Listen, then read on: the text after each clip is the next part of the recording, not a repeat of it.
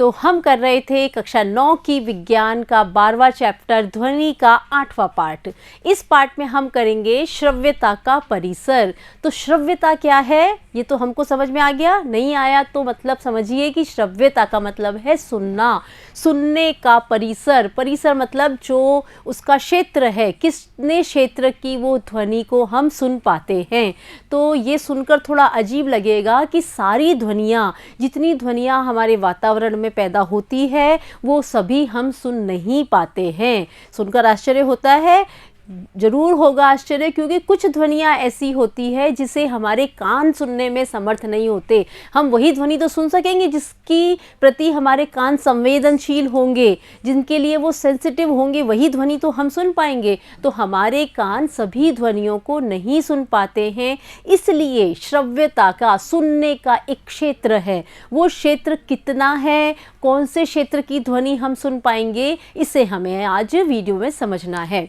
ठीक है, तो सुनने का परास, सुनने का परिसर वो कितना है। तो सबसे पहले हम जानते हैं कि श्रव्यता का परिसर कितना है। तो मानव कर्ण आवृत्तियों की श्रव्य परास होती है। मानव कर्ण जिन ध्वनियों को सुन पाते हैं, जिन ध्वनि तरंगों को सुन पाते हैं, उन ध्वनि तरंगों की आवृत्ति होती है। ठीक है, ये तो हमने पढ़ा था कि ध्वनियों की आवृत्ति होती है। अब कौन सी आवृत्ति की ध्वनि हम सुन पाते हैं ये हमें याद रखना है और समझना है। तो पहले तो हम ये समझ लेते हैं कि श्रव्यता परिसर क्या होता है। अभी तक भी नहीं समझ में आया तो एक परिभाषा और है, औसत आवृत्ति परास, जिसके लिए मनुष्य के कान संवेदनशील होते हैं, श्रव्य परास कहलाती है। क्या कहलाती है वो? श्रव्य परास कहलाती है। जिस कान को, जिस ध्वनि को हम सुन पाते हैं, वो ध्वनि अगर सुन पा रहे हैं इसका मतलब वो हमारे रेंज में है। हमारे कान जिन ध्वनि के प्रति संवेदनशील है उस रेंज में वो ध्वनि है, इसीलिए हम उसको सुन पा रहे हैं। तो वातावरण में भिन्न भिन्न आवृत्तियों की ध्वनियाँ मौजूद है ना, और सब हम नहीं सुन पाते हैं। ये हमको जानना है कि सब ध्वनियों को हम नहीं सुन पाते हैं, पहचान नहीं कर पाते हैं। सभी आवृत्तियों की ध्वनियाँ मानव कर्ण द्वारा सुनी नहीं जा सकती है। मनुष्यों के लिए जो श्रव्य परास है वो कितना है? 20 हर्ट्ज से 20,000 हर्ट्ज तक है। के का मतलब 1000 है, तो 20,000 हर्ट्ज तक की सुन पाते हैं। तो हमारी सुनने का पराशर कितना हो गया? 20 हर्ट्ज से 20,000 हर्ट्ज तक की ध्वनि हम सुन सकते हैं। ये है हमारा श्रव्यता परास।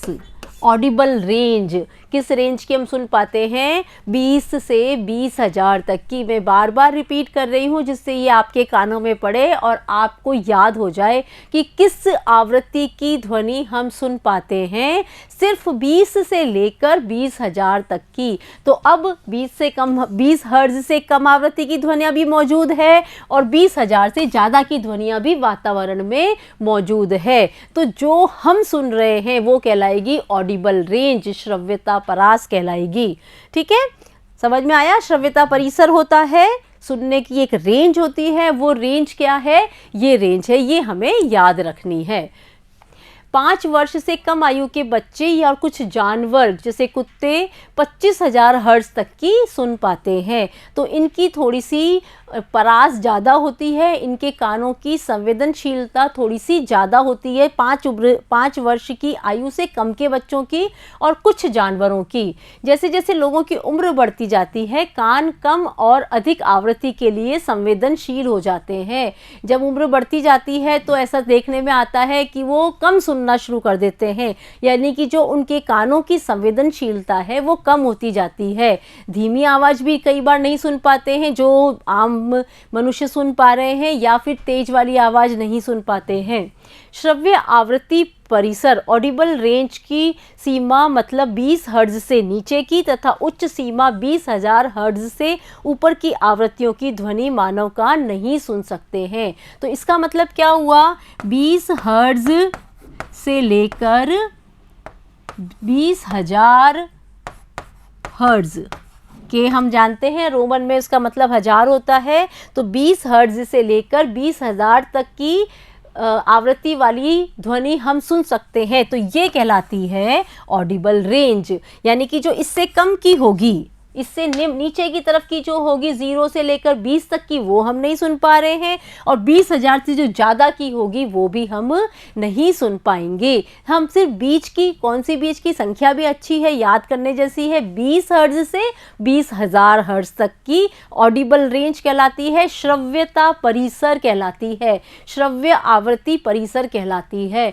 मैं बार बार रिपीट कर रही हूँ जिससे बार बार ये आपके कानों में पड़े और आपको ये शब्द याद हो जाए कि कहाँ तक की ध्वनि हम सुन पाते हैं। तो ये इससे कम की हम नहीं सुन पाते और इससे ज़्यादा की हम नहीं सुन पाते हैं।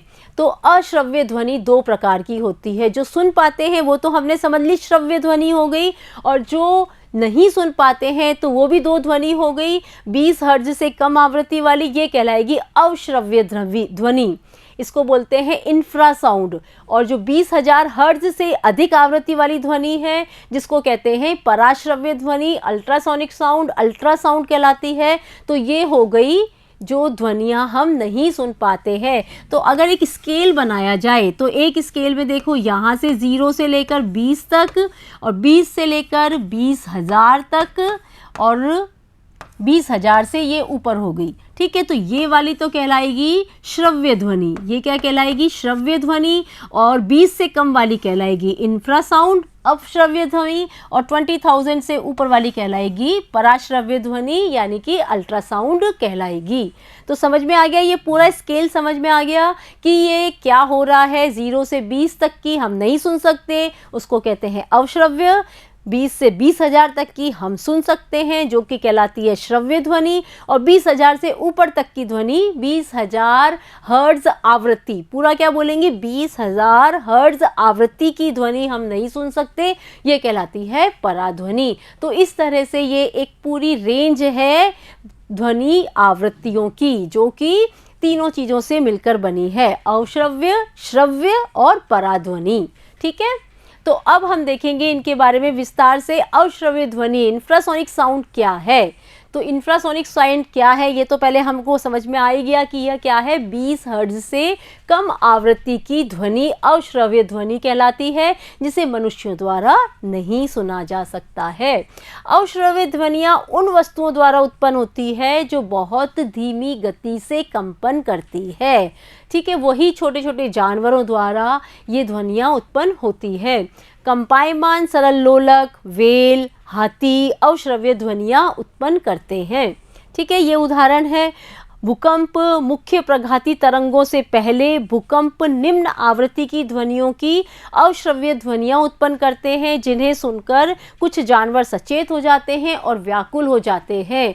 हमारे घर में बुजुर्गों को हमने कहते सुना है कि जो जानवर होते हैं उनको पहले से पता लग जाता है कि भूकंप आने वाला है या तेज बरसात आने वाली है, क्योंकि भूकंप या तेज बरसात, बाढ़ वगैरह आने से पहले कुछ इस तरह की आवाज़ें होती है। वो आवाज़ें हम तो नहीं सुन पाते, लेकिन वो जानवर लोग सुन पाते हैं। वो ध्वनियाँ कैसी उत्पन्न करते हैं, 20 हर्ट्ज आवृत्ति से कम वाली ध्वनियाँ, 20 हर्ट्ज आवृत्ति की कम आवृत्ति की ध्वनियाँ जब वो उत्पन्न करते हैं तो मनुष्य तो नहीं सुन पाते, लेकिन जो जानवर सुन लेते हैं तो वो क्या हो जाते हैं, व्याकुल हो जाते हैं, इधर उधर दौड़ने लगते हैं। इस तरह की बात हमने जब हम छोटे थे तो किताबों में भी पढ़ी है। जानवरों की जो चंपक किताब आती थी उसमें भी इस तरह की बात पढ़ी है कि वो व्याकुल हो जाते हैं, इधर उधर भागने लग जाते हैं, उनको आभास हो जाता है कि ऐसा कुछ घटना घटने वाली है। तो वो तैयारी भी कर लेते हैं, वो दूर भी चले जाते हैं, उस स्थान से दूर चले जाते हैं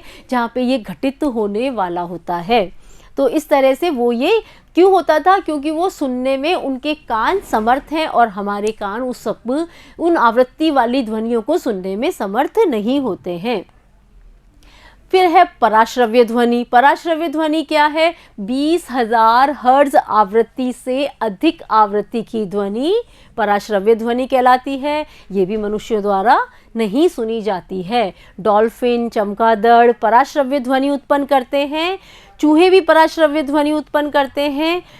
कुत्ते 50,000 हर्ट्ज तक की ध्वनि सुन सकते हैं, इसलिए पुलिस द्वारा इनको जासूसी के लिए ले जाया जाता है। कुत्तों द्वारा जासूसी कराने का कारण समझ में आ गया सबको? क्यों? क्योंकि वो उस तरह की ध्वनियाँ सुन पाते हैं जो धीरे से सामान खिसकाया या कोई भी ध्वनि इस तरह की उत्पन्न होती है जो कि हम नहीं सुन पा रहे, लेकिन कुत्ता उनको आइडेंटिफाई कर लेता है और उस आवाज़ में उस दिशा में दौड़ने भी लग जाता है। तो इसका उपयोग करते हुए पुलिस कुत्तों का इस्तेमाल करती है, उनसे जासूसी करवाती है। तो ये पराध्वनि साउंड है। तो अब श्रवण सहायक युक्ति एक नई चीज़ है इसके अंदर। तीसरी, ये तीनों बातें हमने पढ़ ली, तीनों तरह की ध्वनियाँ, उनकी रेंज पढ़ ली। एक चीज़ हम यूज़ करते हैं हियरिंग ऐड, हमने किसी को यूज़ करते हुए भी देखा होगा, कान में लगी हुई होती है। तो ये क्या है? श्रवण सहायक युक्ति, जो सुनने में सहायता प्रदान करती है। यह एक श्रवण युक्ति है जो कम सुनाई देने वाले व्यक्तियों के द्वारा उपयोग में ली जाती है। यह बैटरी द्वारा चालित और इलेक्ट्रॉनिक युक्ति है। यह कैसे काम करती है? देखें, एक माइक्रोफोन द्वारा ध्वनि तरंगों को ग्रहण करती है। उसमें एक माइक्रोफोन लगा हुआ होता है जो ध्वनि तरंगे जो हम बोल रहे हैं वो उसको रिसीव करती है और फिर ध्वनि तरंगों को विद्युत संकेतों में बदलती है। ये संकेत एक एम्पलीफायर द्वारा प्रवर्धित किए जाते हैं। उसमें क्या लगा हुआ होता है? एक एम्पलीफायर लगा रहता है जो कि इस साउंड को प्रवर्धित करता है, यानी कि उसको बढ़ाता है। और संकेत एक स्पीकर को भेजे जाते हैं। स्पीकर उस प्रवर्धित संकेतों को अपेक्षाकृत अधिक प्रबल ध्वनि में परावर्तित करते हैं और उसको मस्तिष्क को भेजते हैं। फिर हमारे कान उसको सुन पाते हैं, उन संकेतों को समझ पाते हैं। तो ये परावर्तन के आधार पर ये श्रवण सहायक युक्ति तैयार की गई जो कि कम सुनने वाले लोगों के लिए उपयोगी होती है। फिर है कुछ प्रश्न। सामान्य मनुष्यों के कानों के लिए श्रव्यता परास क्या होती है? ये हमने पढ़ ही लिया कि सामान्य मनुष्यों के कानों के लिए श्रव्यता परास 20 हर्ट्ज से 20,000 हर्ट्ज तक है। ठीक है। निम्न में से संबंधित आवृत्तियों की परास क्या है? अवश्रव्य ध्वनि और पराश्रव्य ध्वनि की परास क्या है? फटाफट इसको तो आप देख के लिखने की ज़रूरत ही नहीं है, इसको तो बिना देखे आप याद कर सकते हो। अवश्रव्य ध्वनि क्या है? जो 20 हर्ट्ज से कम आवृत्ति की है। और पराश्रव्य ध्वनि क्या है? जो 20,000 हर्ट्ज से अधिक आवृत्ति की ध्वनि है। तो ये हम इसमें लिख लेंगे। ठीक है। अवश्रव्य ध्वनि 0 से 20 हर्ट्ज तक और पराश्रव्य ध्वनि 20,000 से अधिक आवृत्ति की होती है। पराध्वनि के उपयोग, एप्लीकेशन ऑफ अल्ट्रासाउंड। अल्ट्रासाउंड भी नाम हमने सुना है। हॉस्पिटल के अंदर भी अल्ट्रासाउंड करा लो कोई बीमारी का पता लगाने के लिए, डॉक्टर कई बार कहते हैं, तो हम परिवार में, हमारे मिलने वालों में हम ये बात सुनते रहते हैं। तो पराध्वनि को मनुष्यों ने, वैज्ञानिकों ने किस तरह से उपयोग किया है? देखो, पराध्वनि उच्च आवृत्ति की तरंगे हैं। ये तो हमको समझ में आ गया, 20,000 हर्ट्ज से ज़्यादा की आवृत्ति की तरंगे हैं। यह सीधी रेखा में गमन करती है और कोनों में भी ये मुड़ती नहीं है, ये सीधी ही रहती है। यह पदार्थों को काफ़ी गहराई तक भेज सकती है, काफ़ी गहराई तक नहीं भेज सकती है। इन्हीं गुणों के कारण पराध्वनि को औद्योगिक व चिकित्सीय कामों के लिए अस्पताल में उपयोग में लाया जाता है। तो देखें हम किस किस काम में पराध्वनि को उपयोग में ला सकते हैं। मशीन के उन भागों को साफ करना जिस पर हाथ नहीं पहुंच पाते। कई नलियां ऐसी होती है, ट्यूब्स ऐसी होती है, या किसी यंत्र की डिज़ाइन ऐसी होती है कि जहां पर अपने हाथों से हम उसको सफाई नहीं कर सकते। तो ऐसे उपकरणों की सफाई भी हम पराध्वनि तरंगों का इस्तेमाल करके कर सकते हैं। देखिए कैसे हाथ की पैंच से दूर भागों को साफ करने के लिए पराध्वनि का उपयोग किया जाता है। जैसे स्पाइरल ट्यूब, अगर कोई ट्यूब इस तरह की बनी हुई है तो उसको अगर सफाई करनी है तो उसका उपयोग हम इस पराध्वनि तरंगों से कर सकते हैं। कैसे करते हैं? जो साफ करने वाली वस्तु है उसको धावन विलयन में डाल देते हैं। धोने वाला जो विलयन होगा जिससे उसकी सफाई की जाएगी उसमें डाल देते हैं। फिर उसमें पराध्वनि तरंगों को उसमें छोड़ते हैं, मतलब ध्वनि स्रोत से जो उत्पन्न हो रही है पराध्वनि तरंगें, तो उसमें आपतित करते हैं और उनकी उच्च आवृत्ति के कारण पराध्वनि तरंगों की वजह से वो जो धावन होता है, वो जो सॉल्यूशन होता है, वो विलोडन करने लग जाता है, यानी कि हिलने लग जाता है। और उसके हिलने से क्या हो जाता है, वस्तु से चिपके ग्रीस या फिर धूल के कण कंपन करने लगते हैं और वो वस्तु से ढीले हो जाते हैं और उससे दूर हो जाते हैं, वो धावन में जाके मिक्स हो जाएंगे और वस्तु पूर्ण रूप से साफ हो जाएगी। तो इस तरह से औद्योगिक स्तर पर भी इसका इस्तेमाल किया जाता है। देखें उद्योगों में कैसे करते हैं, पराध्वनि का उपयोग धातु के ब्लॉक में उन्हें बिना क्षति पहुंचाए उनकी कमियों को पता लगाने में उद्योग में किया जाता है। धात्विक ब्लॉक उपयोग बड़े बड़े भवनों में, पुलों में, वैज्ञानिक उपकरण बनाने में किया जाता है। पुल बनाते समय हमने देखा है कि बड़े बड़े सीमेंट के ब्लॉक तैयार करके आते हैं और सीधा उनको लगा दिया जाता है। कई बार काम करते हुए जब चलता है तो हम ध्यान देते हैं तो बड़े बड़े ब्लॉक्स आते हैं, उनको ऐसे के ऐसे फिट कर दिया जाता है। तो वो ब्लॉक सही है या नहीं है उसकी जांच भी पराध्वनि तरंगों द्वारा की जा सकती है। यदि इनमें कोई गमी है, इनके अंदर कोई दरार या छिद्र है, अगर ऐसा कुछ होगा तो क्या होगा, वो जो ब्लॉक है वो कैसे हो जाएंगे, कमज़ोर हो जाएंगे। उनके अंदर अगर कोई छिद्र है तो उसकी वजह से वो कमज़ोर हो जाएंगे, तो सामने से तो दिखेगा नहीं लेकिन अंदर से वो कमज़ोर होंगे तो कभी भी कोई भी दुर्घटना उससे घट सकती है। ये कमियां धातु ब्लॉक को कमज़ोर कर देती है। तो क्या होता है, धातु ब्लॉक में अंदर की दरारों इत्यादि का पराध्वनि द्वारा पता लगाया जाता है। ये देखिए, ये धातु का एक ब्लॉक है, इसमें ये दरार है, बीच में एक छेद है, तो इसमें पराध्वनि है वो आपतित की जाती है। तो अगर वो सीधी निकल गई है तब तो ठीक है, लेकिन अगर टकरा के वापस लौट आई है, पराध्वनि तरंगों का भी परावर्तन हो गया है, तो हम समझ जाएंगे कि इसमें दोष है, ये धातु का ब्लॉक बिल्कुल सही नहीं है, इसमें दोष है। तो ये संसूचक देखो, ये यहाँ पे कौन है, ग्रहण करने वाला। ये पराध्वनि जो तरंगे आ रही है इस पे आपतित हो रही है, ये इसके द्वारा ग्रहण की जाती है। अगर यहाँ से पराध्वनि आई और इसके द्वारा ग्रहण नहीं की जा रही है, इसका मतलब यहाँ पे एक ब्लॉक है, यहाँ पे छिद्र है या दरार है, तो समझ में आ जाएगा कि धातु का ब्लॉक सही नहीं है, काम में लेने लायक नहीं है। यदि ये तरंगे बिना किसी बाधा से निकल जाती है तो धातु ब्लॉक दोषयुक्त होता है। यदि पराध्वनि तरंगे वापस परावर्तित हो जाती है तो धातु ब्लॉक में कमी या दोष होता है। ठीक है। तीसरा है मानव शरीर की आंतरिक जांच करने के लिए। पराध्वनि का आंतरिक अंग जैसे कि यकृत, गुर्दा, हृदय, पित्ताशय, गर्भाशय आदि अंगों की जांच करने के लिए अल्ट्रासाउंड का इस्तेमाल किया जाता है।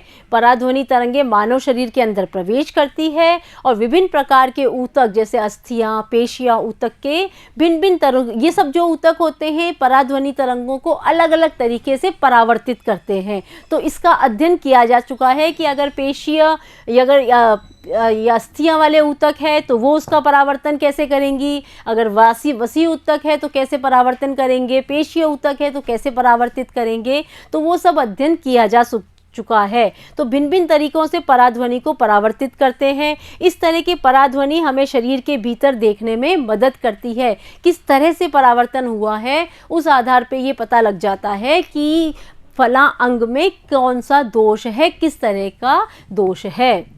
परावर्तित पराध्वनि तरंगे कंप्यूटर में भेजी जाती है और वहाँ पे उस संबंधित अंग का चित्र बन जाता है और उस चित्र को चिकित्सक अध्ययन कर लेते हैं, वो टीवी के मॉनिटर पे देख लेते हैं और उसकी फिल्म भी निकाल लेते हैं। जैसे कि हमको एक्सरे की और अल्ट्रासाउंड की फिल्म निकाल के दी जाती है और उसको वो जांच करके पता लगा लेते हैं कि इसके अंदर के अंग में क्या प्रॉब्लम है। ये संपूर्ण तकनीक अल्ट्रासोनोग्राफी कहलाती है। अल्ट्रासोनोग्राफी का उपयोग गर्भकाल में भ्रूण की जांच तथा उसके जन्मजात दोषों को पता लगाने में भी किया जाता है या कोई अनियमितता तो नहीं है यह पता लगाने के लिए भी किया जाता है। तो अब समझ में आ गया कि सोनोग्राफी क्या चीज़ होती है। बहुत हम सुनते हैं इसका मतलब, तो सोनोग्राफी क्या है, वो पराध्वनि तरंगे हैं, वो तरंगे हैं जो हम नहीं सुन पाते हैं, उस तरह की तरंगों का परावर्तन होता है। तो वो परावर्तन से जो चित्र बनता है उस चित्र को डॉक्टर स्टडी करते हैं या फिल्म निकाल के देख देते लेते हैं अपने को और उसका अध्ययन करके वो जांच करते हैं। तो इस तरह से हमने पराध्वनि तरंगों को समझा। पराध्वनि तरंगों का उपयोग गुर्दे के छोटे आकार की पथरी को भी तोड़ने में किया जाता है। अल्ट्रासाउंड से पथरी को इलाज भी किया जाता है। उस ध्वनि से क्या किया जाता है, इसके टुकड़े कर दिए जाते हैं। पथरी के तोड़े गए ठीक कण, छोटे कण मूत्र के साथ बाहर निकल जाते हैं। पराध्वनि से सूचक की सहायता से पित्ताशय, गुर्दे या शरीर के विभिन्न भागों में गांठ का पता लगाने में भी किया जाता है। हृदय की बीमारी में भी पराध्वनि का उपयोग किया जाता है। यह कहलाता है इकोकार्डियोग्राफी कहलाती है, यानी कि हृदय का पराध्वनि द्वारा जांच करना इकोकार्डियोग्राफी कहलाता है। एक और पराध्वनि से हम यूज़ करते हैं सोनार। सोनार क्या चीज़ है, देखो इसको एक बार टुकड़े करके देखते हैं। इसका मतलब क्या है, सोनार का सो बना है, साउंड बताता है। N for navigation, A for and, R for ranging. Sound, navigation and ranging, इसको हिंदी में बोलते हैं ध्वनि नौचालन एवं परासर।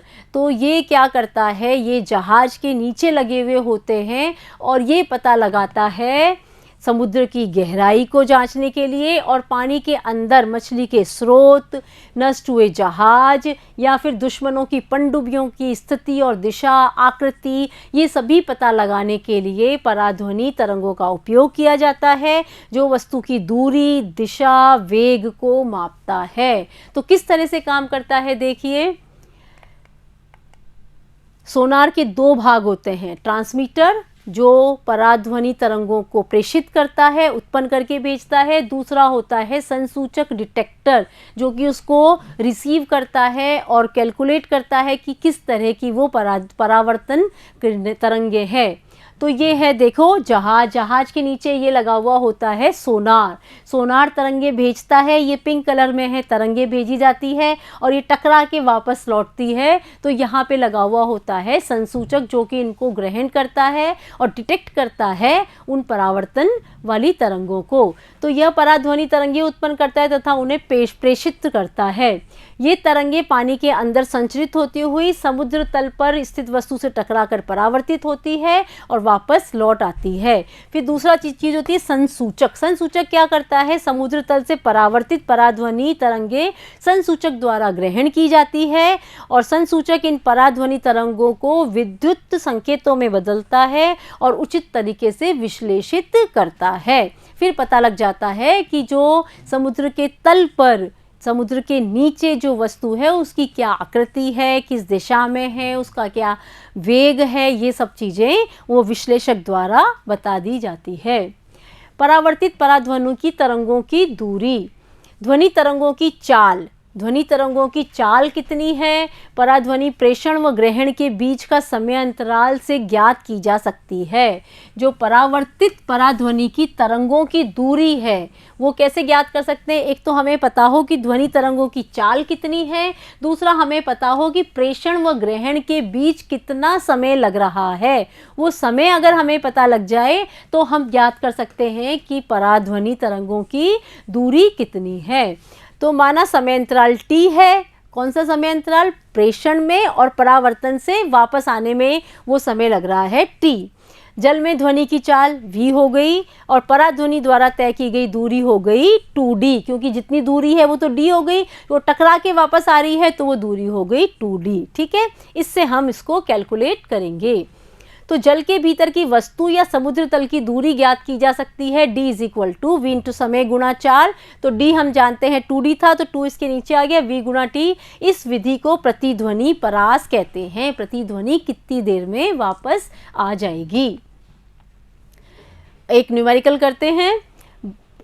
एक जहाज पराध्वनि उत्सर्जित करता है जो समुद्र तल से परावर्तित होकर 3.42 सेकंड के पश्चात संसूचित की जाती है। यदि समुद्र तल में पराध्वनि की चाल 1531 मीटर पर सेकंड हो तो समुद्र तल से जहाज से दूरी कितनी होगी। तो जो प्रश्न में हमको दे रखा है, समय दे रखा है और वेग दे रखा है, वो हम लिख लेंगे और फिर दूरी की गणना कर लेंगे। समय दे रखा है 3.42 सेकंड, चाल दे रखी है 1531 31 मीटर पर सेकेंड दे रखी है, और ये सूत्र द्वारा 2d बराबर 4 गुना समय अंतराल है। 2d का इस्तेमाल हम क्यों कर रहे हैं? क्योंकि ध्वनि टकराकर वापस आती है, तो हमको जो दूरी याद करनी है, वो जो चाल है और जो समय लगा है वो सब डबल है, इसलिए हम दूरी को भी डबल कर लेते हैं। तो इस तरह से कैलकुलेट कर लेते हैं, तो समुद्र तल से जहाज की दूरी निकल जाती है 2.618 किलोमीटर। ठीक है। चमगादड़ द्वारा पराध्वनि का उपयोग, तो चमगादड़ इस पराध्वनि को किस तरह से उपयोग करता है? हम एक सवाल भी हमने पढ़ते थे विज्ञान में कि चमगादड़ रात को बिना टकराए कैसे उड़ पाते हैं, क्यों नहीं किसी चीज़ से टकराते, दीवारों से नहीं टकराते? तो इसका जवाब देखो ये है कि चमगादड़ रात में उड़ने के लिए, अपना शिकार या भोजन प्राप्त करने के लिए पराध्वनि का उपयोग करते हैं। वो जो ध्वनि निकालते हैं वो कैसी ध्वनि है? पराध्वनि है। चमगादड़ जब गहन अंधकार में उड़ता है तब पराध्वनि उत्पन्न करता है, और वह अवरोधकों से टकराकर वापस उसके पास लौट आती है। ये देखो यहाँ पे कोई जानवर है तो पराध्वनि इसने उत्पन्न करी, टकरा के अगर ये वापस आ गई तो इसको पता लग जाता है कि आगे मेरा भोजन है, मुझे आगे बढ़ना चाहिए। तो उस तरह से वो पराध्वनि के परावर्तन को समझकर उपयोग करते हैं। जो पराध्वनि के परावर्तित स्पंद उसके कानों तक पहुंचते हैं, उनसे उसे अवरोधकों या कीट की स्थिति का पता लगता है, साथ ही अवरोधकों की आकृति का भी पता लग जाता है। अगर कोई दीवार होगी तो परावर्तन उस तरह से होगा, अगर छोटा मोटा कीट होगा यानी उसका भोजन होगा तो परावर्तन अलग तरह से होगा, थोड़ी सी आवाज़ वापस लौट के आएगी, और अगर कोई दीवार सामने होगी तो ज़्यादा आवाज़ों की परावर्तन होगा, तो समझ में आ जाएगा कि उसको आगे उड़ना है या नहीं उड़ना है। पोर्पोइज मछलियां भी अंधेरे में भोजन की खोज व संचालन में पराध्वनि का उपयोग करती है। तो कौन करता है? ये पोर्पोइज मछलियां। ये आप याद कर लें, क्योंकि न्यू टाइप के प्रश्न में इस तरह के सवाल आ जाते हैं कि पराध्वनि और चमगादड़ के अलावा कौन सा जानवर इस्तेमाल करता है, तो वो कौन है? पोर्पोइज मछलियां है। ठीक है। अब है जो हमारे कानों की संरचना कैसी होती है, ये भी हम समझ लें, क्योंकि ध्वनि से संबंधित बात हम पढ़ रहे हैं। तो कान संवेदी अंग है जो हमें सभी प्रकार की ध्वनियों को सुनने में मदद करता है। तो कानों की संरचना कैसी होती है? हमारे कान श्रवणीय आवृत्तियों, ऑडिबल फ्रीक्वेंसी की ध्वनि में वायु में होने वाले दाब परिवर्तनों को विद्युत संकेतों में बदलते हैं, जो श्रवण तंत्रिका के माध्यम से मस्तिष्क तक पहुंचते हैं। तो हमारे कान से हम सुन पाते हैं। तो हमारे कानों में वो सेंसर्स लगे होते हैं जो इन ध्वनियों के कंपन को समझ पाते हैं। मानव कर्ण की संरचना, तो मानव कर्ण में 3 भाग होते हैं, बाहरी कान, मध्य कान और आंतरिक कान। तो बाहरी कान तो हमें दिखाई देते हैं। तो बाहरी कान सिर से बाहर की ओर निकला रहता है, जो कि कर्ण पल्लव या पिन्ना कहलाता है। ये वाला जो भाग है ये क्या कहलाता है? बाह्य कर्ण या पिन्ना कहलाता है। यह परिवेश से ध्वनि को संग्रहित करता है, इकट्ठा करता है, और श्रवण नलिका से जो होके गुजरती है। श्रवण नलिका के सिरे एवं पतली झिल्ली लगी हुई होती है, यहाँ पर ये पतली झिल्ली लगी हुई होती है जो कि इसको ग्रहण करती है। यह वायु में ध्वनि द्वारा दाब परिवर्तनों से संपीड़न व विलयन इस कर्ण पते पर पहुंचते हैं और यह कंपन करने लगता है। ठीक है। फिर है मिडिल ईयर। मध्य कर्ण 3 हड्डियों का बना होता है, जिन्हें मुद्रक, मुग्धरक, निहाई और वलयक नामों से जाना जाता है। ये कंपनों का आयाम कई गुना तक बढ़ा देते हैं तथा मध्य कान के द्वारा ध्वनि तरंगों से प्राप्त दाब और परिवर्तन आंतरिक कर्ण तक संचरित कर दिए जाते हैं। तो ये रोल निभाते हैं ध्वनि को बाहर से लेकर अंदर तक पहुंचाने का। फिर आंतरिक कान है। आंतरिक कर्ण में कर्णावत द्वारा दाब परिवर्तनों को विद्युत संकेतों में परिवर्तित कर दिया जाता है। ये विद्युत संकेत श्रवण तंत्रिका के माध्यम से मस्तिष्क तक पहुंचा दिए जाते हैं और मस्तिष्क उनकी व्याख्या कर ध्वनि को सुनने में काम आता है। इस प्रकार ध्वनि को उसके मूल रूप में हम सुन सकते हैं। तो इस तरह से हमने ये ध्वनि चैप्टर को समझा। अगले वीडियो में हम अभ्यास प्रश्न करेंगे। Thank you.